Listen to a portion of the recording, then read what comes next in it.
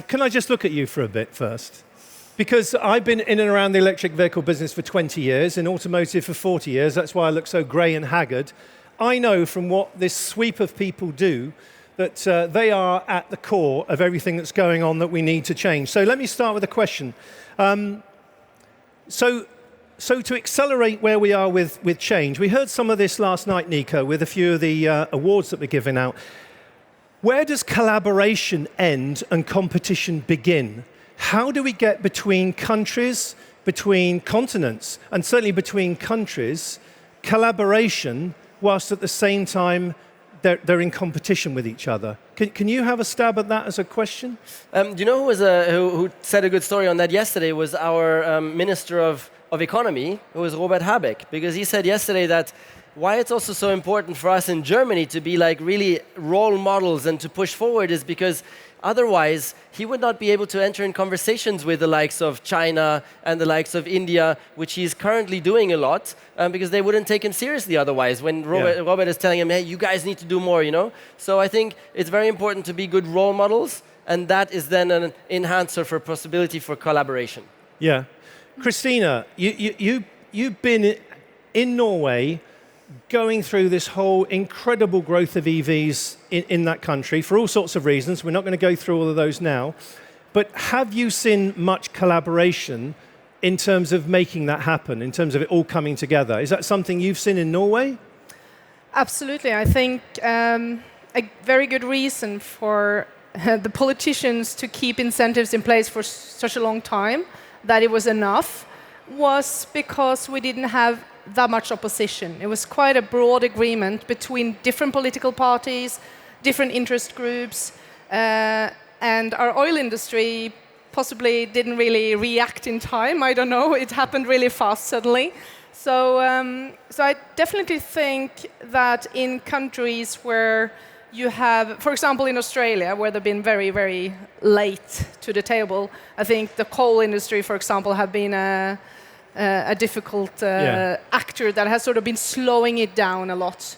So definitely we need leaders in countries, we need leading countries, but the big difficulty is not having a few leaders, it's getting the followers to follow. Yeah. That's where we're at today. We need a lot more followers quickly.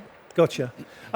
Right, I always like to have a poll, a quick question of the audience to find out where we are with things. So as we've got an OEM on stage that makes electric cars, a car that recently built, I think in one day, broke 23 world records, was it? Yeah, 23 world records.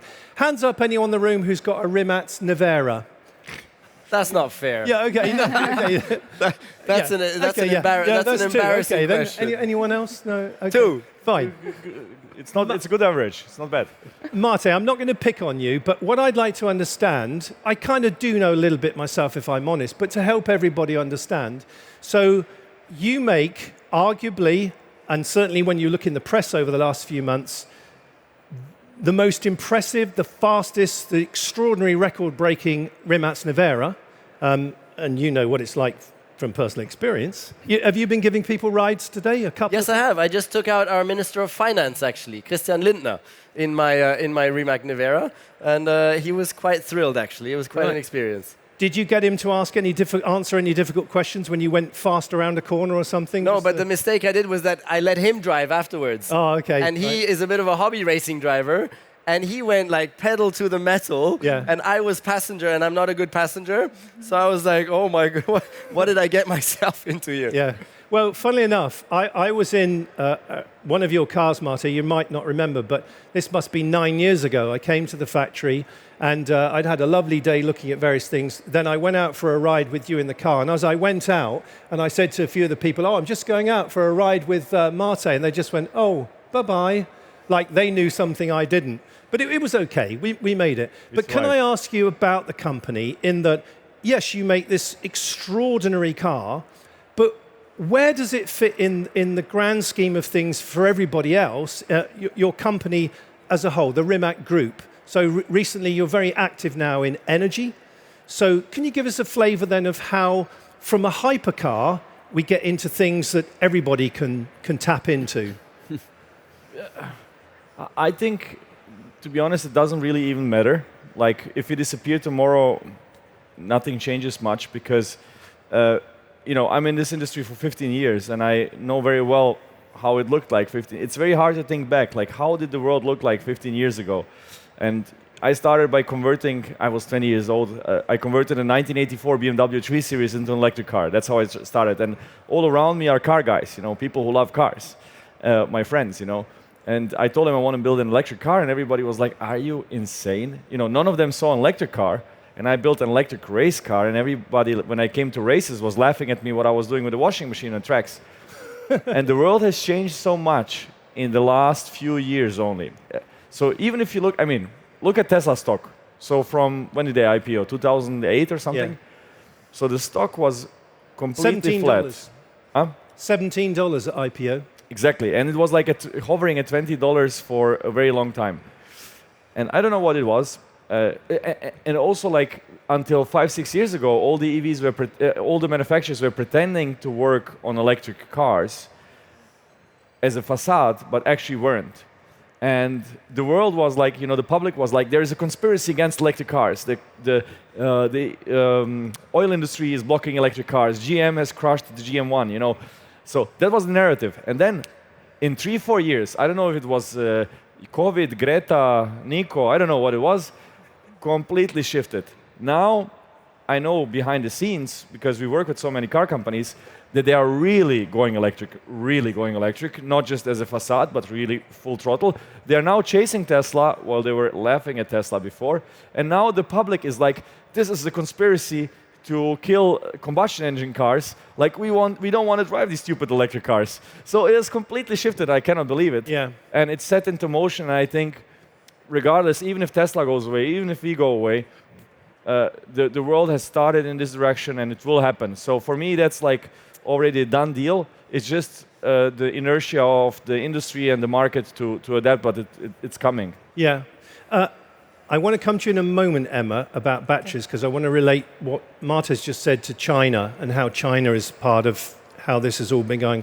But Lawrence, can I ask you, in the same way that we're now seeing, that uptick, that kind of, exponential growth of electric cars, are you seeing that with multimodal transport? Are you seeing more people prepared to maybe not own a car, to actually get into micro-mobility more? What are you seeing over the last few years? Is it picking up? Is it speeding up? Yeah, sure. I mean, we started the company in 2018, so it's about 5 years ago. And the idea was we want to bring shared vehicles to the market. And there was the backlash on this Chinese bikes, and we said, okay, we have to bring something new. We started with scooters. And then from there on, it was a crazy ride, and it's still a crazy ride. So we are with 400,000 vehicles in 23 countries on 3 continents, and we have done 500 million trips. So I think we really hit something there where people think about, I can actually enjoy being in the city by a shared vehicle, and I don't have to use a car. And at the end, it doesn't matter really if it's an ICE car or it's an electric car. We want to change how cities are more livable. I think being somewhere else, like in the outside of the cities, I think it's different. But like being in the city, and I'm a citizen of Berlin for the last 15 years, I think there's no better way to go around on a bicycle, on an electric bike, on a scooter.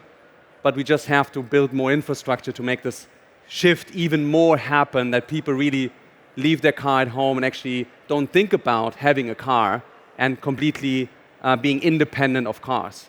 Right. Well, on that point, again, just before we come back, batteries, Emma, a quick poll again. Hands up, please, if you drive a conventional, should we call it a conventional car? Internal combustion engine car. Please hands up if you drive a conventional car, internal combustion engine car. Thank you. Okay, please put your hands up if you drive an electric car.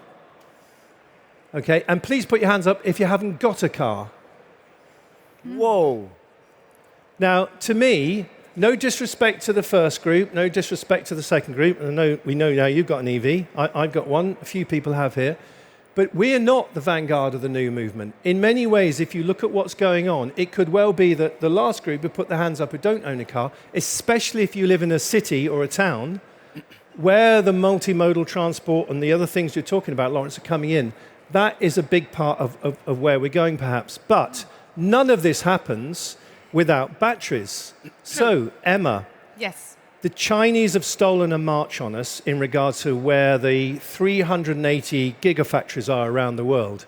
The only kind of player outside of China that really cracked on with this was, as you know, as your company well know, because your founder was at Tesla, have been Tesla. So Northvolt now are busy building batteries. Can I ask you a question then about the practicality of that? Can we get, geology is what it is. The stuff's in the ground and where it is. Can we reshore much of what we're getting as raw materials, both in what comes out of mining, but also mineral processing here in Europe? Is that possible? It depends on how long term you look at it. I mean, the solution to and the game changer that makes this whole transition sustainable is actually recycling. Yes. So, I mean, if you look at it in a steady state scenario, 2035, 2040, when you have equally many cars coming out as you take back for recycling, then yes, because you have to rely on a system where the elements that's in the car, that's in the batteries, are fully recycled and going back into the market again and again and again. So that's the key. Right now, absolutely no. So short to mid-term, and also for new chemistries and the whole sort of fleet of chemistries that will be needed to cover all needs in the market. We're going to have to do recycling as well as localization. So we have to start looking at mines across Europe. And there's small sources, so we need to look at collaborations around refining so that we make sure that there is a port for the small mines where they can go and do the proper refining and the preparatory work of the metals to fit into the very demanding battery industry. But then we also need, of course, to work with the globalization still. I'm a bit concerned about how much that's pulling back right now. Yeah. Without becoming independent, but where we put the same regulation on the foreign miners as we have in Europe. That, I think, is a key, because if people don't know, at the moment, China absolutely dominates this story of where they have gigafactories, where they own mines, if they haven't got the mines in their own country, and where they process a lot of the material. And it's happened over the last 10 or 15 years. It didn't happen at night. It's not a sinister plot. It's part of a strategic ambition of the country to do what it is. But we are playing serious catch-up now, both in America and in Europe. The Inflation Reduction Act, I'm British, so I can't say IRA because it scares me a bit. The Inflation Reduction Act is the thing that's really stimulating that here. So Marte, given what your business is about now, even more so now, it's about energy management, batteries. How, listening to Emma's explanation, how are you seeing the supply chain of it all? Well, maybe to continue on that, it already works today for decades with lead-acid batteries. So I think 99% of lead-acid batteries, so the normal batteries that you all have in your cars for decades, so the 12-volt batteries, which both combustion engine cars and EVs have, and they are now slowly transitioning to lithium batteries as well, but still 99% of cars have lead-acid batteries, and 99% of those old batteries get recycled in Europe. Even in less developed countries like Croatia, they get recycled. Why? Very simple, money.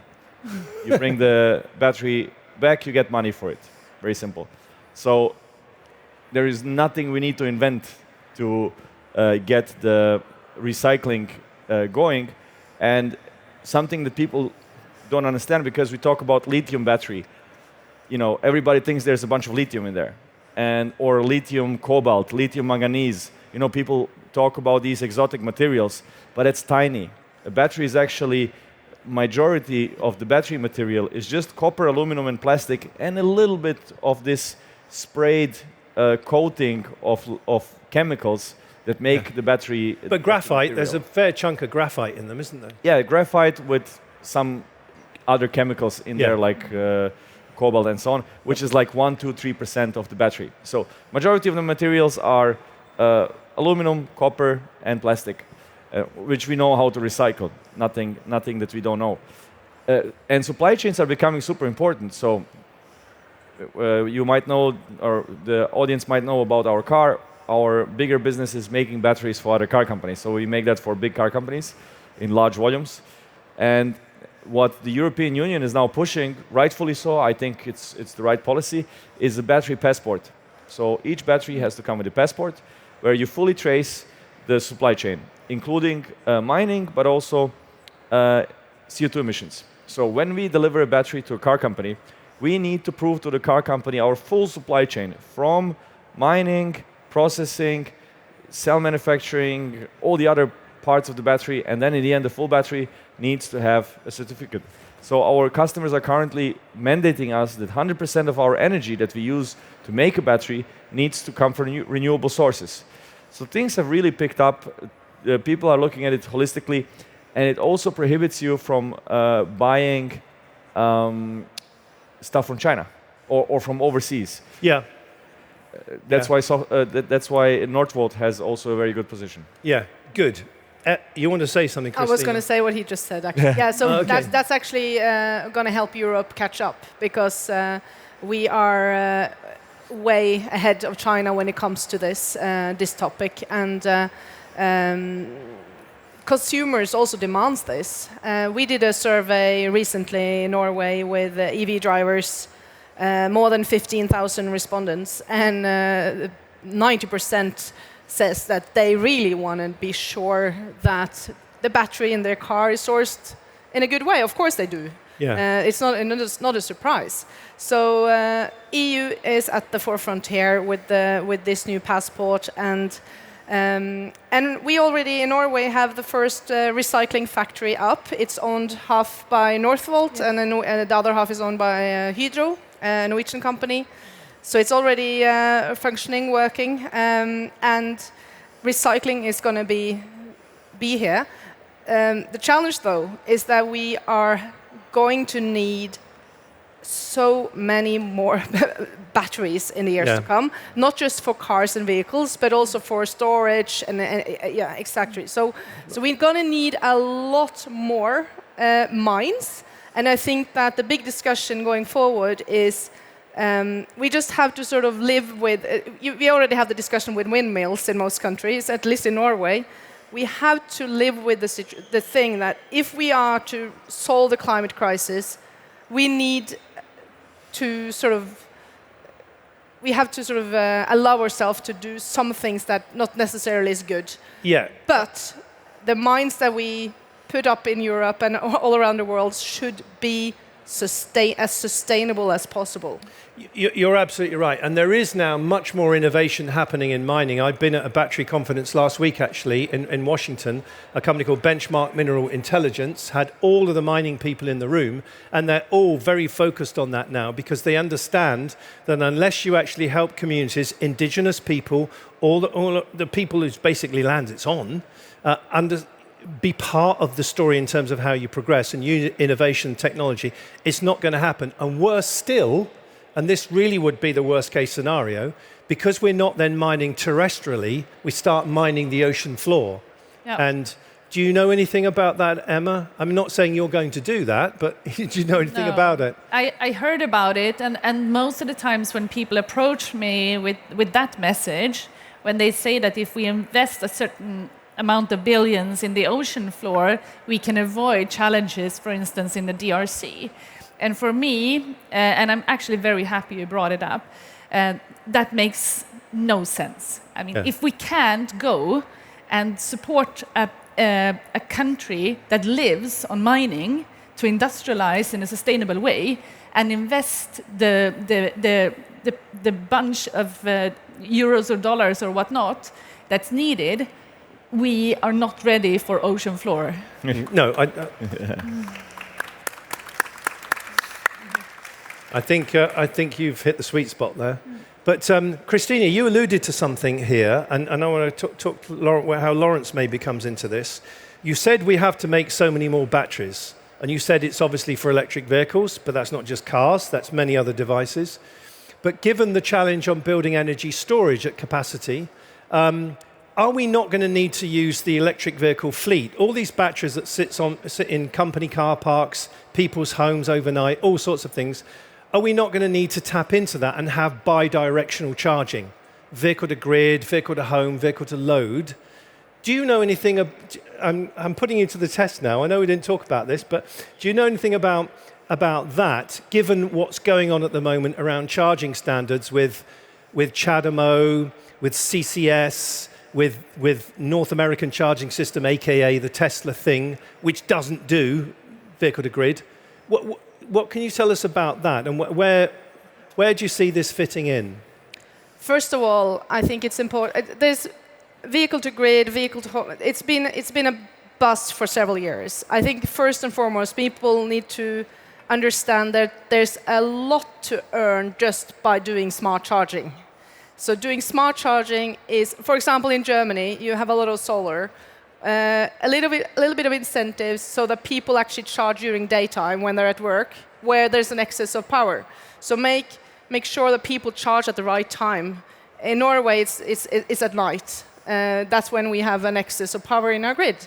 So there's a lot to be saved. I mean, our energy companies and the state grid, they're not afraid of electrification at all of the transport sector. They see it as a benefit because you can do this in a good way. But Norway has a pretty strong grid, and we have hydropower. In Germany, in other countries, it's a bit more of a difficult discussion. It's difficult, it's a challenge, but it's not impossible. We can do charging. It's not such a big problem as everyone's saying. I think it's a little bit over-exaggerated how difficult it is. Anyway, with vehicle to grid, we need the technology we have to do it on AC. We can't make this work on DC. So it has to be AC, especially big garages can definitely have a benefit. But so far, we haven't really seen that happen on a big scale yet.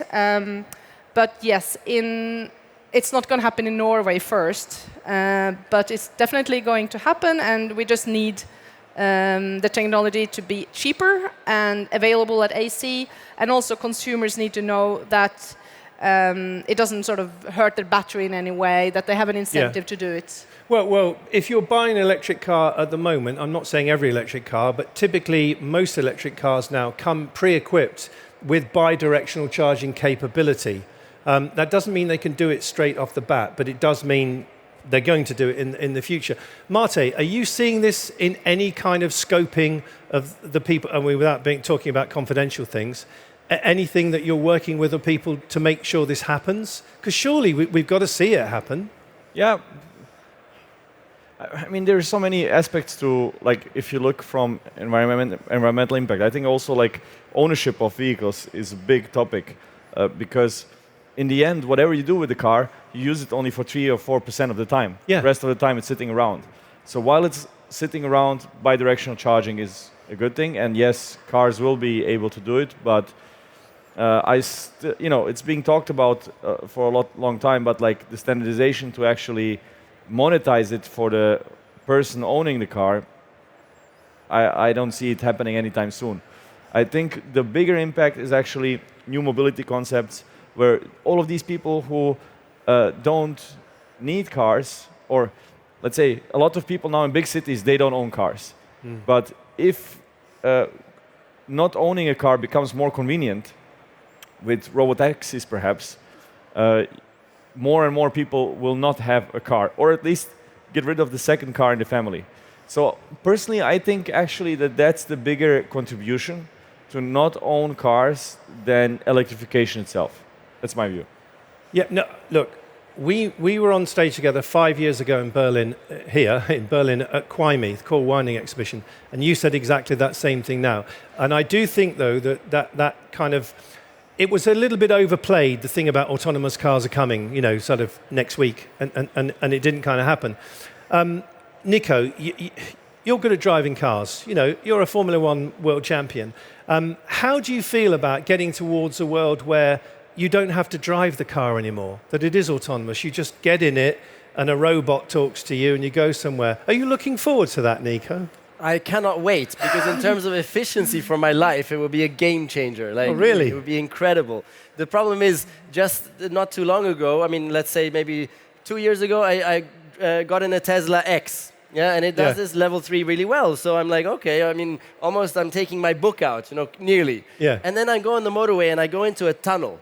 And the thing does a full braking, full lane change. Like the whole thing almost lost it. Like it was such a scary moment. So that's the only thing that, I mean, it needs to be 100% trustworthy. That's essential, obviously. So I think we're finding that all this is going to take still some time. But once it's there, it's going to be amazing. I want to do a quick question and answer right the way across. So I'll start with you, Lawrence.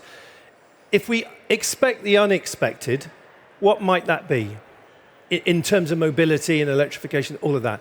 Expecting the unexpected. Come out with something that we're not talking about or thinking about. It's in your mind.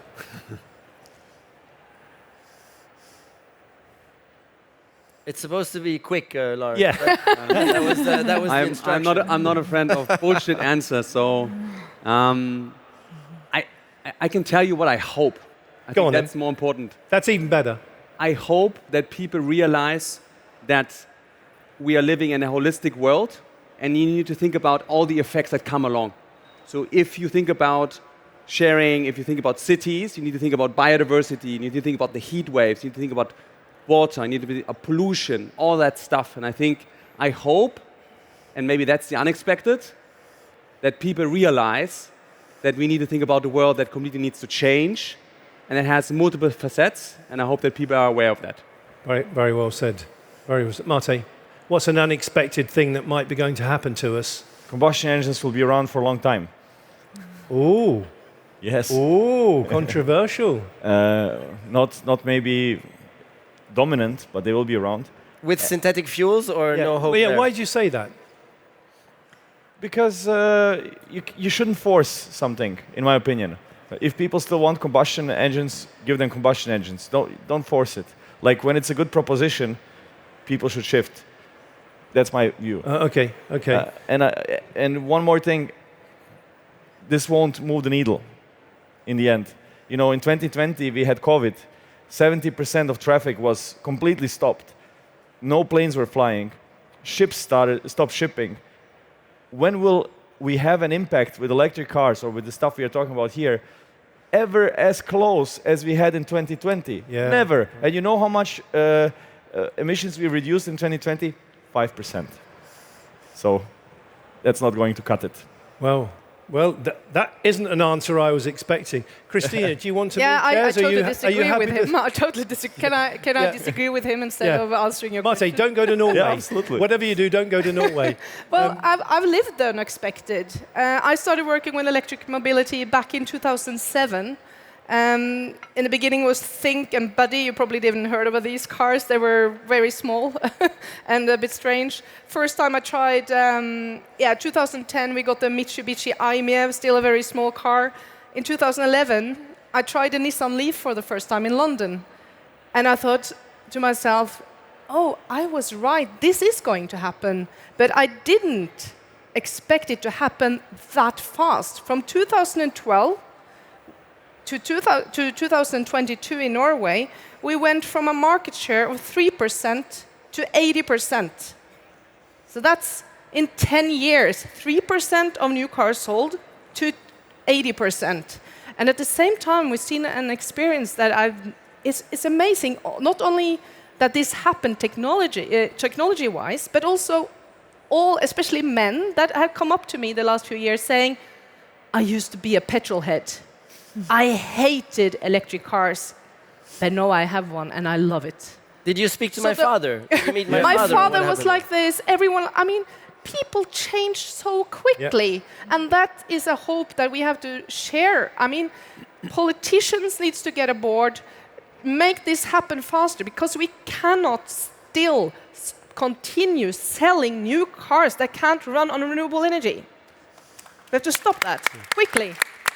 You know, You can't force it. I'm so you glad. can't force it with policies. You don't need to ban these cars. Norway never banned them.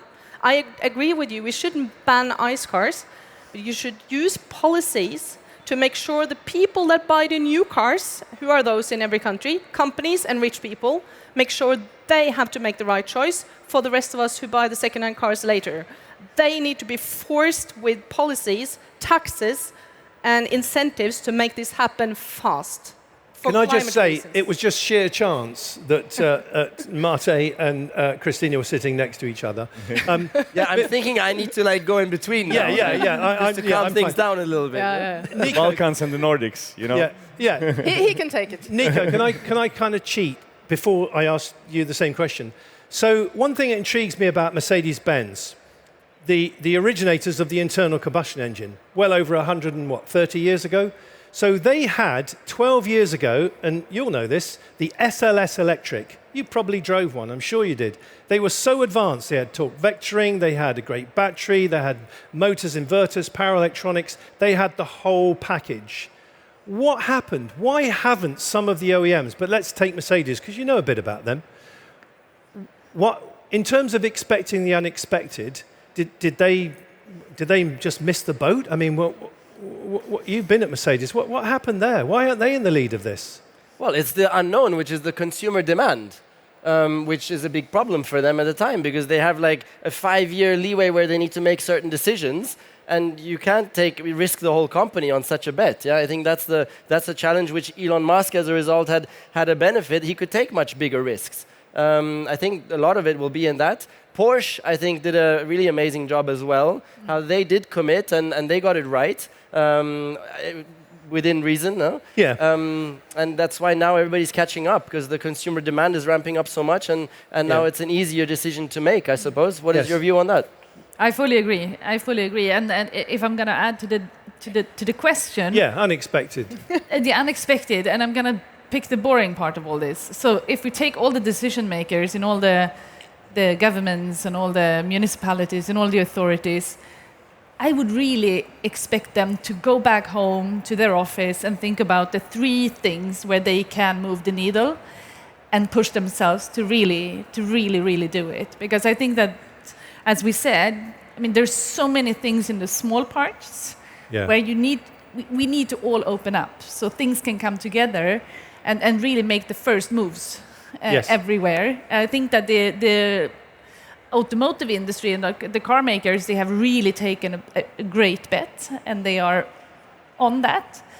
Super happy about it, and I think that we are all trying to scale as fast as we can, all of us in this market. And now it needs to be the red carpet needs to be there. Yeah, and I mean, I'm intrigued by something. Not one of you mentioned artificial intelligence, because the bit for me that seems quite a concern, and not just recently with ChatGPT and all of that nonsense, but the fact that sits around us and could end up being, a fundamental challenge to humanity, maybe even more than climate change. Who knows? But listen. I think where you're giving us some sense of purpose in all of this is in the different things you do. It's great that you don't agree with each other. I think that's good.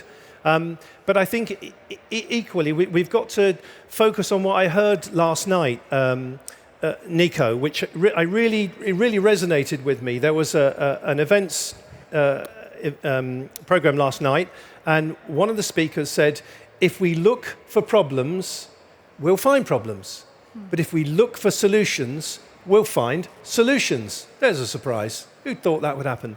And I think with all of what you're doing, it's about tackling the challenges we've got, looking for the solutions, finding ways in which the majority of people who don't own a car can get around the place. I know Berlin is pretty cool and different and better in many ways, but I think that proves the point. Mate, I think your arrival into the energy industry and energy storage, I wasn't surprised to see it at all. I think it's fundamentally, exciting and important and all the rest of that. And you can see Christina's passion. Can you see why Norway is so ahead on EVs? And if I'd recommend anything to any other countries, get an EV association like the one Christina's been running. And then I think, Nico, what you're showing and displaying at this event in wrapping together so much more other than just cars, it's about the food we eat. It's about how we consume energy. It's about lowering our carbon footprint by using things less. That's important. And then I think Northvolt, with Peter Carlson's lead, taking us to that place. We've got some challenges, but we've got to innovate, and I'm glad to hear that that's what you're doing. So I think all of you are in agreement, even though two of you aren't quite, and that's fine, isn't it? Let's be honest. But can I just say thank you so much for sharing that with us. I appreciate it. I hope the audience have too. So can we give the panel a big round of applause, please?